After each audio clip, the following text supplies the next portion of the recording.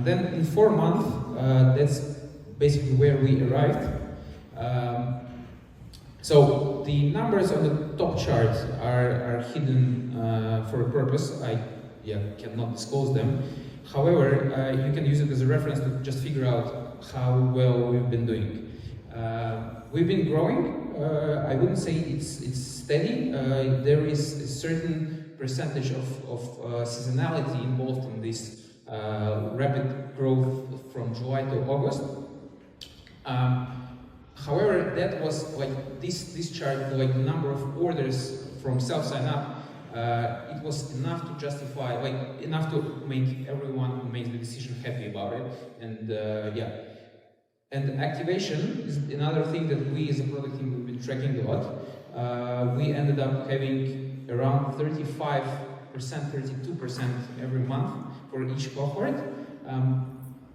Interestingly, that 25% were activated within the first 2 weeks, and then in the next 2 months, the chart would climb up to 30-something%. The rest of the people that didn't activate were the food and like the other products that we are not delivering as a company. Also personal deliveries, we are like quick-up serves only businesses, so those people were not activated. And the most interesting part were the ghosts, the people who just registered, never answered any call, never logged into the dashboard, nothing happened. We still are curious what are those people and why they're doing this. So yeah, most important from the slide, here we got the buy-in on the full-scale development. Then we had numerous hypotheses what should be done, what should we do, and what we are planning to achieve. I'm showing here just the core, just to make it like not to go too much into details. So for building the full product, we wanted to substitute the type form with like a properly developed interface, where the people can sign up and get their account as quickly as it's possible. If you guys may remember, a couple of slides ago I've been saying that between the client signing up and them receiving their login information, there was a latency of 2-3 minutes, and it's a tedious process. You have to go to your email, then you have to go and log in. Here the idea was that we will do this on the website.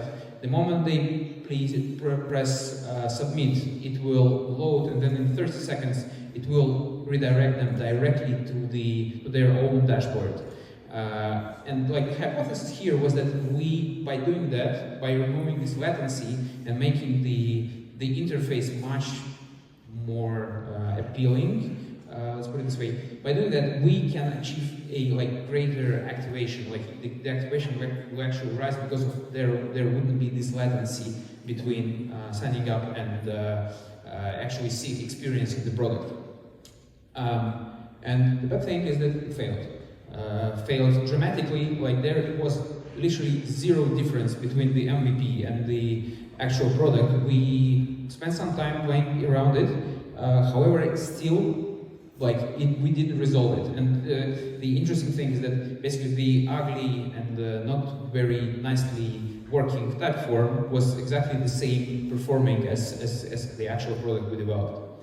To end on a nice note, overall, like the results of this launch of self-sign-up, again, graph with no numbers, but again, gives you an idea of how well this thing was doing. Customer acquisition cost with self-sign-up is down 80%. There is no secret behind it. It's basically only marketing and 10 minutes of the customer support time. There is no much cost else involved in this. Again, I'm comparing 80% down compared to this to the regular sales funnel. Time to first revenue is 30% shorter. So the self-sign-up leads, they actually start placing orders much quicker than the clients, the same SMEs that went through the sales funnel. Probably the reason behind it is that the sales funnel is quite long itself. Plus the sales funnel works as outbound sales mostly. Here the self-sign-up clients were coming, being warmed up and interested. So probably at this point they were in need, that's why it's this shorter. And like the most important thing, which makes the whole leadership happy about self-sign-up, is that currently it's bringing around 20% of the new revenue every month. Yeah, so that's pretty much it. Thank you.